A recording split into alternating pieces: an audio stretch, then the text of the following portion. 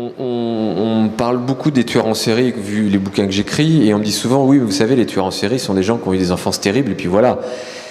Sauf que ça, c'est une explication un peu facile, mais c'est pas tout à fait comme ça que ça se passe dans la vraie vie.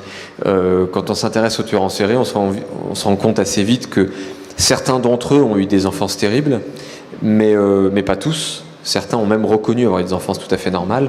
Et puis surtout, l'essentiel des gens qui ont des enfances terribles, deviennent des gens tout à fait normaux plus tard. Donc, qu'est-ce qui fait un tueur en série? C'est pas là uniquement qu'il faut rechercher la réponse. Et c'était une des questions que j'avais envie de poser dans ce livre-là, notamment la trajectoire de deux enfants qui ont des enfances terribles, John et son fils Riley. Et on va voir le parcours de John et on va voir la conclusion que ça va avoir, et la même chose sur Riley, et voir que les deux peuvent avoir des enfances terribles et ne pas du tout avoir les mêmes conséquences finalement. Donc c'est un livre d'opposition, c'est un livre de trajectoire, c'est un livre qui parle de la foi en soi, et je trouvais que c'était intéressant de mélanger ces deux querelles de paroisse, et puis ça permet aussi de... là aussi je fais très attention à tout ce que je dis, parce que je ne veux pas gaffer. J'ai fait une gaffe une fois dans une rencontre, je pense que personne n'avait vraiment fait attention, mais moi je me suis rendu compte, et je m'étais dit, je vais me faire taper sur les doigts. Voilà, je ne vais pas en dire plus parce que... Alors on va quand même parler de ce couple père-fils qu'on découvre immédiatement dès le premier chapitre. John Petersen a eu effectivement une enfance difficile. Il est né dans le sang. Oui, oui, c'est-à-dire que c'est un peu ce que je racontais, c'est-à-dire que quand on commence très très mal dans sa vie et que ça ne va ne faire que s'empirer quasiment dans les années qui suivent, il y a un des deux personnages, John, qui va mal tourner, et son propre fils, qui pourtant vit une enfance pas très drôle, hein, pour ceux qui ont déjà lu le livre, vous avez vu, la vie de Riley, elle n'est pas très drôle. Et pour autant, voilà, les deux ont une vie totalement différente. Donc, c'est ce que j'avais envie de montrer et de m'attarder dans les deux cas sur la façon dont ils sont construits. On peut naître dans le sang, vivre des choses terribles et très bien s'en sortir. C'est pas là uniquement qu'il faut chercher des réponses quand on cherche à comprendre la psyché des pires psychopathes. C'est pas uniquement dans l'enfance. Et finalement, une des questions qui est posée dans le bouquin, c'est: est-ce qu'on peut naître profondément mauvais? Est-ce que ça existe? Est-ce que le gène du crime, si on devait parler un peu scientifiquement, existe? J'ai fait des études de criminologie, et il y avait notamment dans ces études-là une matière qui s'appelle criminologie, où on étudie toutes les grandes théories du crime. Et il y a des chercheurs, des criminologues, notamment des Italiens, qui ont fait des recherches très très poussées sur le gène du crime. Certains étaient convaincus que scientifiquement on pouvait prouver que certains individus sont plus prédisposés que d'autres à commettre des crimes, à moins contrôler leurs instincts, etc. Leurs instincts bestiaux, pardon.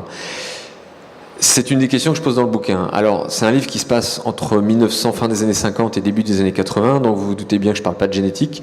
C'est un livre qui est très différent de ce que j'ai pu faire précédemment, parce que c'est un livre dans lequel je ne parle pas du tout de police technique et scientifique. Au contraire, je n'avais pas du tout envie de m'embarrasser de ces détails-là. C'est un livre qui ne parle que de l'essentiel, c'est-à-dire de l'humain. Et même le flic qui mène l'enquête, c'est un vieux shérif à l'ancienne qui mène son enquête à l'ancienne, c'est-à-dire c'est PPR.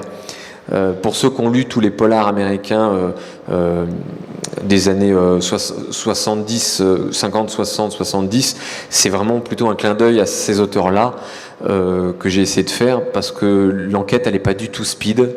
Le shérif n'est pas un fou de criminologie, au contraire, il ne connaît rien du tout. Quand à un moment, il y a un mec du FBI qui lui parle d'ordinateurs dans les années qui viennent, qui vont nous aider, le type est à deux doigts de raccrocher au nez, il ne veut pas entendre parler de ça. Donc c'est vraiment une enquête à l'ancienne.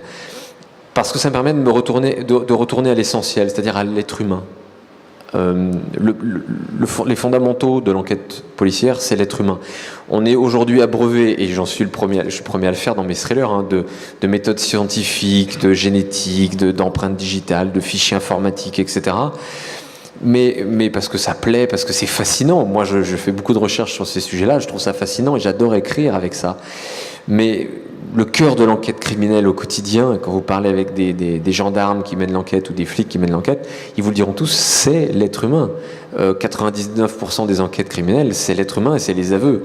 C'est le premier truc qui résout une enquête. Et j'avais envie de remettre tout ça au cœur du bouquin. Donc, c'est une très longue digression que je vous fais sur votre question.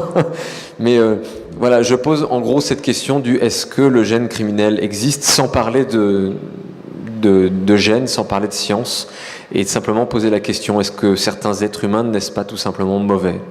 Alors, j'apporte pas une réponse précise à cette question dans le roman, on en devine certains éléments de réponse, mais je ne fais que les esquisser, j'y viendrai plus tard dans d'autres bouquins. Maintenant, le fond de ma pensée à moi, je le précise parce que je veux pas du tout rentrer, je veux pas qu'il y ait de malentendus, je ne crois pas une seconde que le gène criminel existe. Vous pouvez disséquer tous les criminels du monde et tous les gens qui n'ont pas commis de crime, vous ne trouverez pas de différence génétique fondamentale entre eux, je pense. Et c'est pas une question de progrès de médecine, je pense que c'est juste qu'il n'y en a pas. En revanche, je crois que l'essentiel aussi, précision, des gens qui passent à l'acte du crime, et là on parle du crime au quotidien, je parle pas des tueurs en série, mais vraiment du type qui pète les plombs un jour et qui va tuer son voisin, acte de jalousie, etc. Ou du type qui, pour des raisons, va rentrer va faire des cambriolages. Non, je crois pas que ce soit des questions génétiques. Je crois que ça, il y a une réponse sociale à tout ça, déjà essentiellement. Mais après, pour certains types de criminels, et là on rentre vraiment dans le domaine qui, moi, m'intéresse le plus, c'est-à-dire les psychopathes, les sociopathes, donc des criminels très particuliers, rares, mais très très très singuliers dans leur mode de fonctionnement. Je pense que pour certains de ces criminels-là, il y a peut-être, et c'est là-dessus que je vais travailler sur mes prochains romans, après avoir essayé de disséquer ce qu'était le mal, je pense qu'il y a peut-être un champ de travail intéressant dans le domaine de l'élasticité mentale, du fait qu'on n'est pas tous avec les mêmes résistances. Et là, bien sûr, la construction de la psyché dans la petite enfance a aussi son importance, ça c'est évident.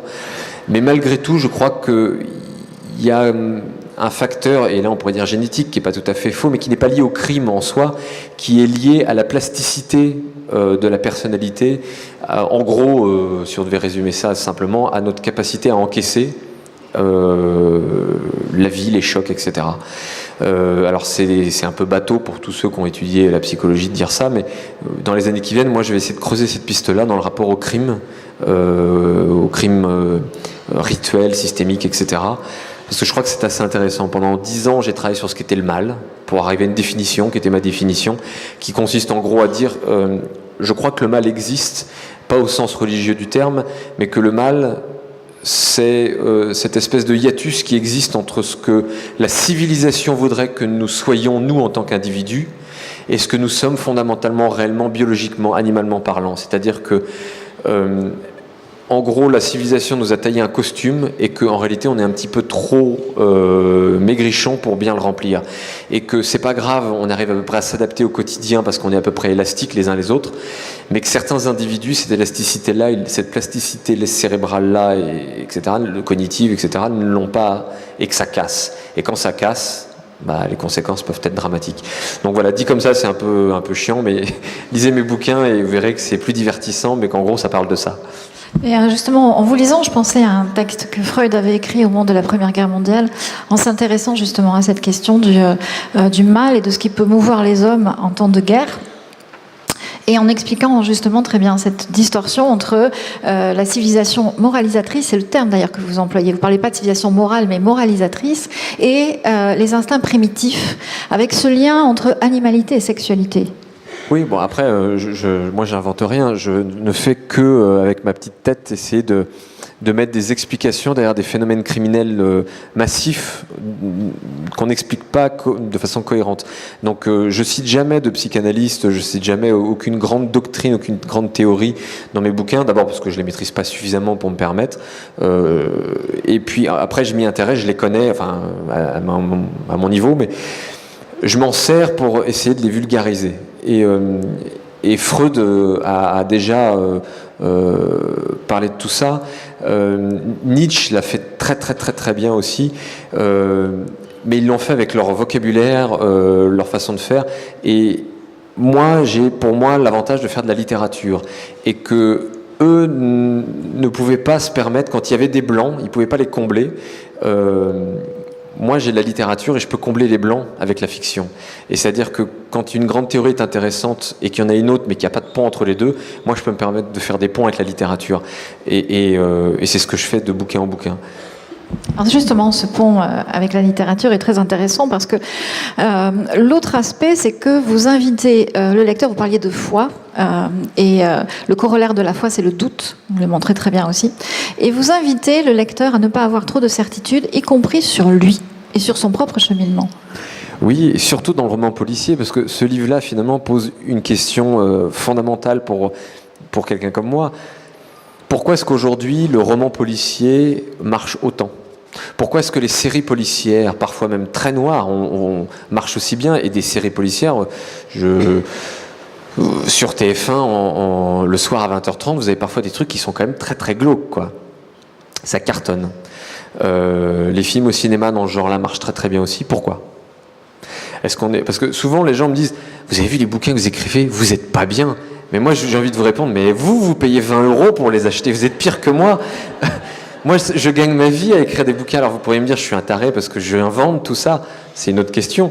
Mais vous prenez du temps de votre existence pour l'investir dans un divertissement qui est aussi glauque que mes livres.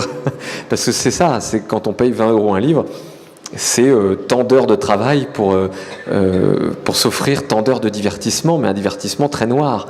Pourquoi vous lisez ces livres-là? Pourquoi ça vous fascine? Au-delà de l'aspect purement mécanique du suspense, que j'ai justement essayé de ne pas utiliser trop dans ce roman-là. Ce roman-là est différent, c'est pas un thriller. Un thriller, c'est des chapitres courts, ça va à 200 à l'heure. À la fin de chaque chapitre, vous dites « Ah ben non, je peux pas m'arrêter là, j'ai envie de savoir.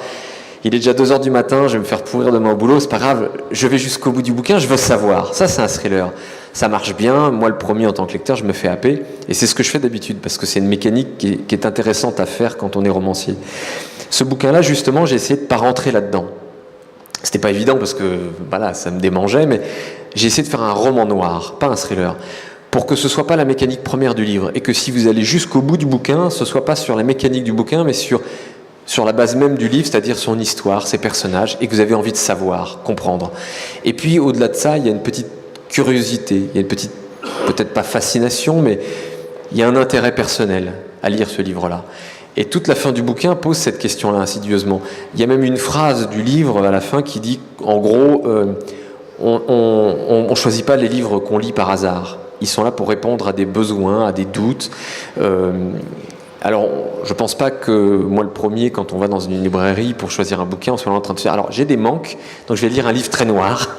C'est pas comme ça que ça se passe. Mais quand on a lu un thriller, qu'on a aimé ça, qu'on veut en lire un autre, il y a bien quelque chose, au-delà même de la mécanique. Quand on va chez un auteur qui est très sombre, très noir, on veut se faire un petit peu peur, on veut se faire des frissons, on veut voir où sont ses propres limites. Pourquoi on fait ça? C'est comme quand on va à la fête foraine et qu'on va payer 2 € pour faire un tour de montagne russe où on sait qu'on va ressortir là avec la tête qui tourne. Et on le fait quand même. On teste ses limites. On joue avec son adrénaline, avec sa peur et sa propre curiosité. Et ce livre-là pose certaines de ces questions-là, autour de notre propre culpabilité en tant que lecteur. Voilà, j'en dirai pas plus. L'autre question aussi, enfin parmi tellement d'autres, que pose ce texte, c'est le rapport entre la loi et la morale. La façon dont la loi témoigne, si je vous cite à peu près, des marqueurs de notre tolérance, mais n'a rien à voir avec la morale. Et la loi, l'interprétation de la loi invite parfois à détourner le regard, et c'est là aussi que ça peut poser problème.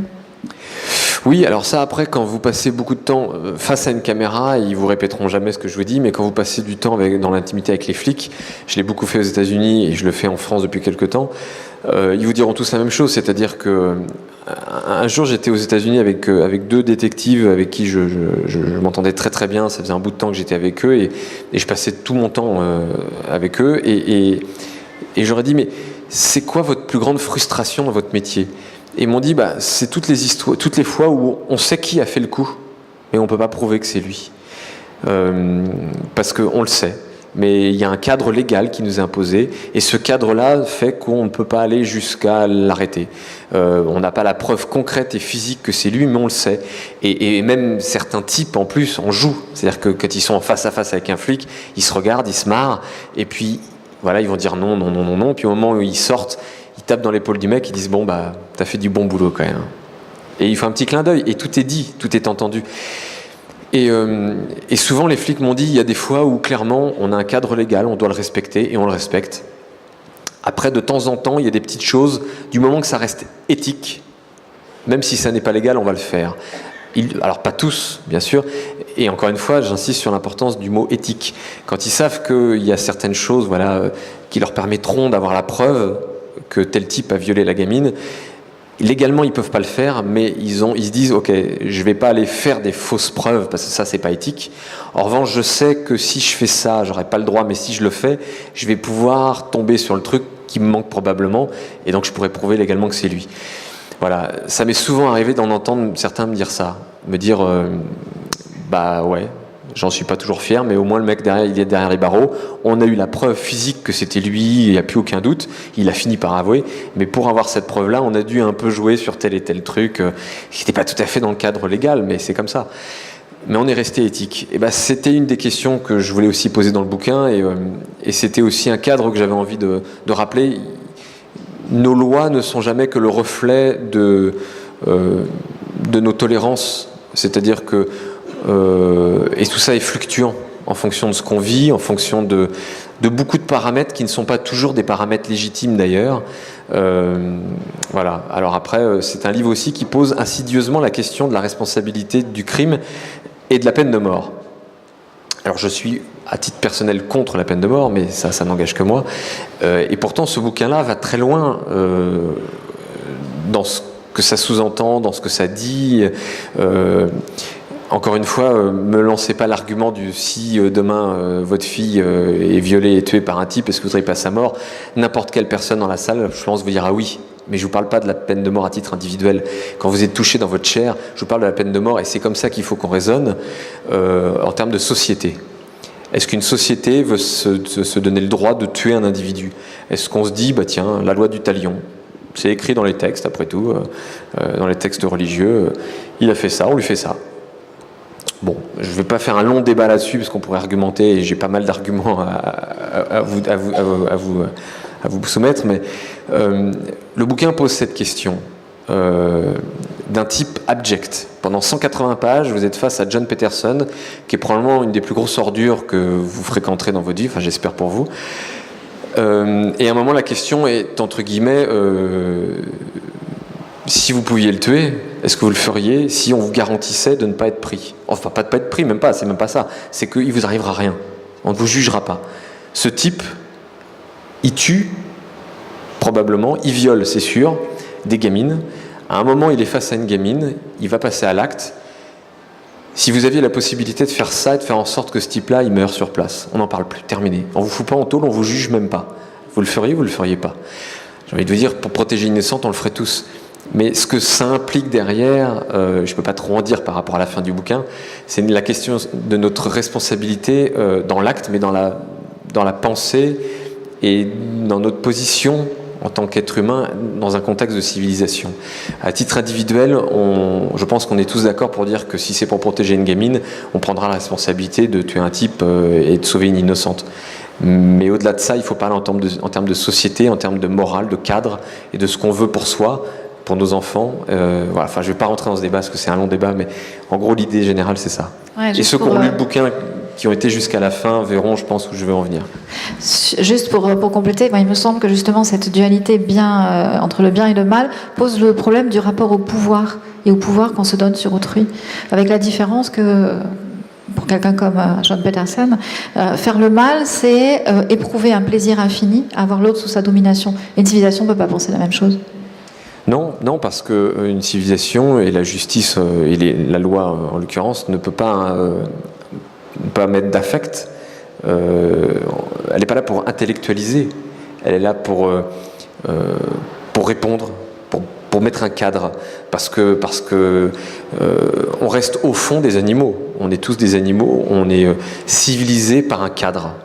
s'il n'y avait pas de cadre, je veux dire, qu'est-ce qui nous empêche de se dire, bah tiens, lui, moi je suis né, j'ai pas un rond, le mec en face il est né, il a tout ce qu'il veut, ses parents sont riches à gogo, finalement c'est injuste, ils ont plus de richesse que nécessaire, on va aller leur en prendre un peu après tout, pourquoi pas? Bah, il y a un cadre, et ce cadre-là nous impose certaines choses. Donc la justice, elle est là pour ça, pour poser un cadre, pour nous civiliser. Parce que sans ça, on reste des animaux. On a beau être doué de parole, être capable d'envoyer certains d'entre nous dans l'espace, sur la Lune, faire des miracles, de transplanter un cœur sur un gamin de 3 semaines, comme c'est arrivé il n'y a pas très longtemps. Malgré tout ça, on reste des animaux et que si vous ne nous cadrez pas, je vais donner un exemple terrible, hein, mais c'est comme un chien. Moi j'ai des chiens, vous leur mettez un cadre, ils le respectent, mais tout le temps ils vont essayer d'aller au-delà. C'est pas de la méchanceté, c'est instinctif, c'est animal. On est construit comme ça. Et on n'en serait pas là aujourd'hui où on en est au sommet de la chaîne pyramidale si on n'était pas instinctivement très fortement poussé à transgresser en permanence ce qu'on a autour de soi. Donc il faut un cadre, parce que sinon on s'entretuerait tous les uns les autres et ce serait la loi du plus fort. C'est ce qui s'est passé. Et voilà, je ne vais pas rentrer dans un débat sur les religions, mais mais on peut avoir un débat justement sur l'éducation, parce que c'est un des sujets qui vous intéresse et qui est en jeu dans ce roman, qui est en jeu aussi dans le texte que vous avez écrit en même temps que le collectif Nous sommes Charlie. Vous montrez... Oui, bien sûr. Oui, je veux bien que vous en parliez. Alors, juste un petit mot sur ce bouquin, voilà. C'est un bouquin que vous pouvez trouver à peu près partout, qui vaut 5 €, et il y a 60 auteurs qui ont écrit un texte pour ce livre. L'idée en gros c'est de parler de ce qui s'est passé début janvier, les attentats, de la liberté d'expression. Et voilà, à partir de là c'était est-ce que vous avez envie de dire quelque chose, et on a tous été là pour raconter quelque chose à ce sujet-là. Petite précision, si vous achetez le livre, bien entendu, tous les sous sont reversés directement à Charlie Hebdo, etc. Les victimes, enfin, c'était important de faire un petit geste, voilà. Moi, ce texte-là, dans le bouquin, vous vouliez... Oui, justement, parce qu'il me semble qu'il y a une réflexion très intéressante que vous ouvrez dans le roman sur la place centrale de l'éducation, justement, dans une civilisation, à condition qu'on s'entende sur ce que signifie l'éducation. Oui. Moi, quand on m'a parlé de faire un texte par rapport aux attentats, je me suis dit, je ne vais pas parler des attentats en tant que tels. J'aurais trop à raconter, trop à dire, et je ne vais pas tenir. Moi, je suis incapable de faire petit, de faire court. Vous voyez que la longueur de mes réponses. Je ne vais pas parler de ça. D'abord parce que le terrorisme, c'est le sujet de mon prochain roman. Donc j'étais en plein dedans quand c'est arrivé. Donc voilà. Donc j'en parlerai dans le bouquin que vous pourrez lire, je pense, d'ici quelques mois. J'ai eu envie de faire un texte qui posait la question de la réponse qu'on doit avoir quand on vit ce genre de situation-là, si on ne veut pas que ça se reproduise.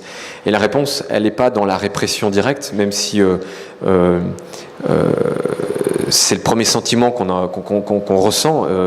Moi, le premier, hein, j'ai grandi en France, mais aussi beaucoup aux États-Unis, et donc dans une culture qui était plutôt celle de « mets-moi une gifle, je te réponds avec mon canon de 38 et je te le braque sur le front, tu vas voir ». Donc la répression, c'est quelque chose que je connais. Mais la répression, c'est une réponse avec les émotions. C'est une réponse instinctive, momentanée. C'est pas une réflexion que vous pouvez inscrire sur le long terme. Une réflexion sur le long terme, pour pas que ça se reproduise, c'est ailleurs qu'elle se place. Et c'est ce dont je voulais parler dans ce texte. C'est le rôle, l'importance de l'éducation et du fait que aujourd'hui on vit un moment assez compliqué, assez charnière de notre civilisation. C'est que notre pays et beaucoup d'autres traversent une crise assez importante, que le chômage, etc., que les caisses de l'État sont totalement vides, qu'on vit tous à crédit, enfin que notre pays vit à crédit, et qu'on doit tous faire un effort. Alors vous allez me dire, c'est facile pour vous qui vendez des milliers de bouquins et qui êtes riches. Oui, mais je préciserais juste que je suis resté en France et que je paye tous mes impôts en France. Donc voilà, chacun fait comme il veut et comme il peut. Mais je crois que ce qui nous attend, c'est une vraie question morale. Qu'est-ce qu'on veut? Est-ce qu'on est prêt au sacrifice qui s'impose à nous pour avoir la tranquillité à laquelle on aspire? C'est-à-dire que Aujourd'hui, la seule réponse qui existe, elle n'est pas tant sur le terrain, elle fait partie de la réponse qu'il doit y avoir. On ne peut pas ne pas combattre Daesh et compagnie, il y a des choses à faire, c'est une évidence, sur un point de vue militaire, etc. Mais avant tout, sur le pays, dans notre pays, il y a une réponse sociale à avoir, et c'est une réponse qui est très, très, très, très, très coûteuse. Si on veut vraiment pas avoir beaucoup de Koulibaly, de Kouachi et compagnie dans les années qui viennent, va falloir investir. Et à un moment où on n'a pas d'argent déjà pour aider tout à chacun, pour aider tous les gens qui sont au chômage, etc., dire en plus il va falloir récupérer du fric pour investir dans des quartiers difficiles, pour investir encore plus de fric dans l'éducation, encore plus de fric dans le social. J'ai envie de vous dire, tout le monde va dire non, la priorité c'est déjà monsieur, madame, tout le monde qui ont un travail honnête tous les matins, etc. Ils ont envie de bosser, ils ont envie qu'on les aide, on a envie de faire de l'aide pour le plein emploi, etc. Et c'est compliqué. Oui, sauf que si on fait rien, je pense que ce qu'on a vécu là en janvier, ça va se répéter, et pas qu'une fois. Le bouquin que j'écris en ce moment sur le terrorisme, j'ai passé beaucoup de temps, ça fait des années que je le prépare. À la base, ça devait être un roman d'espionnage. J'étais parti au Liban, il m'était arrivé quelques aventures là-bas. J'avais voulu rencontrer et comprendre le Hezbollah à tous les niveaux. Bon, je suis là aujourd'hui, mais ça s'est passé à peu près à 10 cm que je sois pas là. Et petit à petit, ce bouquin-là, en fait, m'a ouvert à d'autres perspectives, à d'autres problématiques. Et je suis revenu en France en me disant, il y a des choses intéressantes à faire en France. Du coup, j'ai rencontré des gens des services du renseignement. Et petit à petit, j'ai bossé sur ce bouquin qui est devenu finalement un thriller policier, pas un roman d'espionnage, qui parle du terrorisme. Et donc ça va être un divertissement, etc. Ça reste ce que je sais faire habituellement. Mais qui va pas mal nous mettre dans la tête d'un terroriste. Pour comprendre, à différents échelons. Celui qui dirige un peu tout ça, le manipulateur, comment il se construit, et celui en dessous qui sert un peu de chair à canon. Le crétin de service, on pourrait dire. Mais il y a les deux niveaux, parce que tous les terroristes ne sont pas des idiots, au contraire. Essayer de comprendre comment ça marche, comment ça fonctionne. Parce que c'est ce que je dis dans le texte dans Charlie, aucun être humain ne se réveille un matin en me disant « Super, j'ai envie d'être le méchant de l'histoire ». Ça n'existe pas. Personne n'a envie d'être méchant, d'être le grand méchant. Tout le monde se bat pour ses convictions. Et quand on est prêt à tuer des individus, quand on est prêt à se tuer soi-même, à mourir soi-même, on le fait pour des raisons qui sont très fortes à ses yeux, propres. Et c'est tout ça que j'avais envie de décrypter. Voilà. Donc encore une fois, je vous ai fait une très longue digression, je partais dans tous les sens, pour vous parler de ce texte, mais qui pose des questions sur, si ça vous intéresse, j'en parle un peu plus, de façon plus méthodique et concise dans ce texte qui fait 4-5 pages, peut-être 6, allez, sur ce qui nous attend, et sur, je pense, les premières réponses à donner à cette situation, pour pas que demain, ça se reproduise trop, et trop souvent. Parce que dans le prochain thriller, vous le verrez, j'explique que on le dit pas, on n'en est pas tous conscients, et j'explique pourquoi c'est le cas, mais la Troisième Guerre mondiale a déjà commencé. On est en plein dedans, on l'a vu. Les manuels d'histoire, dans je ne sais pas combien de décennies, diront la Troisième Guerre mondiale, elle a commencé symboliquement le 11 septembre 2001, et elle s'est finie je ne sais pas quand, mais elle est concrète, elle existe. Et vous verrez que dans le bouquin, j'explique pourquoi. Et il n'y a pas si longtemps, j'ai eu ce débat-là avec ma femme et des amis qui me disaient « mais non, il faut arrêter avec ce sentiment, machin et tout ». Et je leur ai posé quelques questions. Et ils ont répondu, et à la fin, je leur ai dit « vous voyez, tout ce que vous venez de décrire, là, votre état d'esprit, si vous posez les questions de tous les gens qui ont vécu les guerres, ils vous diront que c'est ça, l'état d'esprit des gens en guerre. C'est ce sentiment d'insécurité, ce doute, etc., etc., etc. Voilà, donc c'est pas des sujets super joyeux, je suis désolé. Heureusement, vous verrez dans le bouquin, il y a aussi une belle histoire d'amour, parce que le quotidien de l'humanité, c'est quand même heureusement encore ça. Voilà. Comme il y a une belle histoire d'amour d'ailleurs entre Jarvis et sa femme dans Que ta volonté soit faite. C'est un personnage qui a une épaisseur et une humanité absolument exceptionnelle. Oui, alors Jarvis, dans ce bouquin, il fallait faire en peu, parce que j'avais vraiment pas envie de faire un bouquin. Si je m'étais écouté, j'aurais fait la même histoire en 800 ou 900 pages. Et je pensais que ce qui était très intéressant et très important pour que la fin tienne la route, c'est justement que je sois plutôt concis. Et pour autant, il fallait quand même qu'un personnage comme Jarvis soit dense, épais, et qu'on ressente des choses. Donc c'était toute la difficulté autour de ce personnage-là, c'était de parvenir à le rendre extrêmement humain, crédible en peu de choses, avec juste des moments clés de son histoire.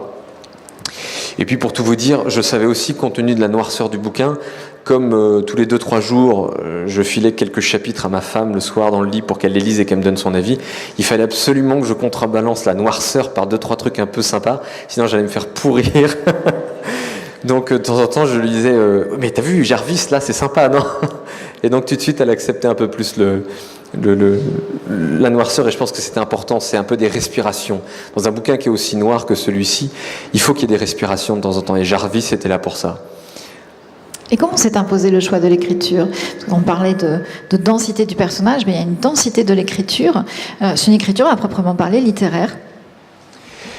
En fait, c'était pas un calcul, ça s'est fait dès la première page. C'est-à-dire que je savais comment j'allais commencer le bouquin, j'avais la scène d'introduction, et je la sentais, je la voyais, et c'est venu, il y a une sorte de voix qui s'est imposée, et voilà, il fallait raconter cette histoire de cette manière-là. Donc ça s'est fait petit à petit, page après page. Je me suis pas posé de longues heures avant de l'écrire en me disant tiens, il faut que j'écrive comme ça. Ça s'est fait comme si c'était une voix personnelle. Après, j'ai été très influencé avant d'écrire le bouquin, probablement par tout un tas de lectures que j'ai faites, où je me suis replongé dans plusieurs auteurs que j'avais adorés, et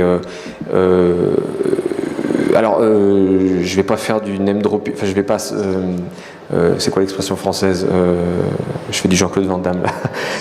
Name dropping, je vais pas citer plein de noms comme ça, parce que je veux pas, surtout pas me comparer, c'est pas du tout, j'ai pas cette prétention, mais en tout cas j'ai relu des auteurs américains qui me tenaient à cœur. Et c'est des auteurs qui ont une écriture très dense, très noire, très forte, parfois en très peu de mots, mais des mots toujours très précis. Et je pense qu'en relisant ces auteurs-là, parce que c'était cette atmosphère-là que j'avais envie de ressentir moi pendant l'écriture, c'est pour ça que je les ai relus. Et je pense que ça m'a certainement influencé, ce qui fait que quand j'ai commencé à écrire, j'avais ces voix qui se mélangeaient, et que insidieusement, les choses se sont faites de cette manière-là. Et d'ailleurs, quand le bouquin, je l'ai rendu à mon éditrice, c'est elle qui m'a dit à un moment, on va le sortir en littérature plus qu'en thriller, parce que c'est un roman noir, de par son écriture, de par sa densité, son univers. Donc voilà, c'est pour ça que le format est différent, parce que j'ai reçu pas mal sur Twitter ou sur Facebook de messages où certains me disaient « Oh, vous faites chier, au milieu de ma bibliothèque, d'un coup ça fait une dent qui tombe, j'avais Chatham, faudrait arrêter là de changer de format ». Donc voilà, c'était un cas unique. Le prochain thriller reviendra dans la catégorie des bouquins avec la même épaisseur, la même hauteur de tranche. C'est un roman, dernière question, parce que le temps passe vite et je pense que vous allez avoir beaucoup de demandes de dédicaces, mais c'est un roman aussi à la fois musical, il y a des influences musicales, et il me semble quand même cinématographique. Oui, parce que... un rôle particulier de la nature. Une prégnance particulière de la nature. Alors sur la nature, oui, énormément, parce que c'est un roman qui parle de notre nature. Donc il fallait que la nature soit présente. Il y a une scène, j'en dévoile pas trop bien sûr, si vous l'avez pas lu, rassurez-vous, c'est pas un spoiler, mais il y a une scène à un moment d'une sorte de cimetière, on va dire, qui revient un peu à la surface. C'est une métaphore de la psyché du personnage qui a causé ce cimetière, etc. Voilà, de tout ce qu'on est capable d'enterrer, d'enfouir, etc., et qui ressurgit, qui ressort, gorgé d'eau. Enfin bref, il y a toute une symbolique autour de ça. Quand on sait que l'eau est le symbole du féminin, de la matrice, etc. Enfin bref, je ne vais pas faire une longue analyse psychologique de mon bouquin, mais il fallait que la nature soit très présente et que son rôle soit là pour raconter quelque chose. L'air de rien, c'est ce que j'aime faire quand j'écris, c'est que j'écris avec plusieurs couches de lecture. Il y a la première couche, celle de base, qui raconte l'histoire. C'est un divertissement, il faut que ça vous amuse, il faut qu'on aille au bout en ayant passé un bon moment. Bon moment entre guillemets, bien sûr. La deuxième couche, c'est qu'est-ce que j'ai envie de raconter en réalité, sous prétexte de divertissement. Et puis comment je vais le faire. Et puis la troisième couche, c'est toute la symbolique. derrière tout ça. Donc ça, quand on lit un bouquin, on peut s'attarder juste sur la première couche, aller de A à Z, passer un bon moment, je l'espère. Voilà, si vous avez envie de creuser un peu plus, il y a matière, j'espère, dans mes bouquins à le faire. Dans celui-ci, c'était parfois peut-être plus évident que ce que je peux faire dans d'autres thrillers, même si je le fais à chaque fois. Après, sur le côté cinématographique et musical, moi je suis un gamin des années 80, enfin je suis né en 76, donc j'ai grandi dans les années 80, très influencé par la télé, le cinéma, je me souviens, je me planquais le soir pour pouvoir regarder Eddie Mitchell à la dernière séance, et voilà, et j'ai vu tous ces films qui ont contribué à faire ma culture cinématographique, avec une très grande empreinte, une très grande influence de la culture anglo-saxonne. Du coup, j'ai beau adorer lire, quand j'écris, je vois tout en images. Et donc, ça se ressent dans mon écriture. C'est une écriture assez visuelle. Et puis, une écriture musicale, parce que j'écris en musique. Je pense que la musique est assez formidable pour renforcer le cocon de concentration. Au départ, mes premiers romans, je les ai écrits sans musique, je voulais surtout pas être perturbé. Et puis comme je lisais en musique, je me suis dit un jour, tiens, je vais essayer pour voir. Alors pas n'importe quelle musique, il faut pas qu'il y ait de paroles, etc., pour pas être déconcentré. Mais des musiques d'atmosphère. Et donc, je choisis les musiques qui correspondent le mieux à l'atmosphère de ce que je vais écrire. Et c'est pour ça que souvent, au début de mes bouquins, je conseille quelques disques qui collent bien, parce que c'est des disques qui m'ont accompagné pendant l'écriture, qui m'ont marqué. Là, j'en cite 3. Et je vous incite à tenter l'expérience, même si de prime abord vous pourriez me dire ah non, moi la musique ça va me paralyser, ça va m'empêcher de bouquiner. Essayez avec un des CD qui est conseillé, ou les 3 si vous pouvez, c'est encore mieux. Tentez le coup, vous allez voir, au début c'est étrange et très vite on s'y habitue, et il y a quelque chose de presque viscéral qui se met en place à mesure qu'on lit avec la musique. Et la musique, je trouve, impose aussi une certaine dynamique dans l'écriture, avec des tempos, alors faut pas se laisser embarquer, mais quand on écrit, mais c'est intéressant d'essayer de gérer tout ce rythme-là. Oui, je confirme, c'est vraiment un roman total qui vous englobe, qui vous engloutit complètement, et on a juste envie de dire une chose, eh bien oui, que ta volonté soit faite. Merci beaucoup. Merci.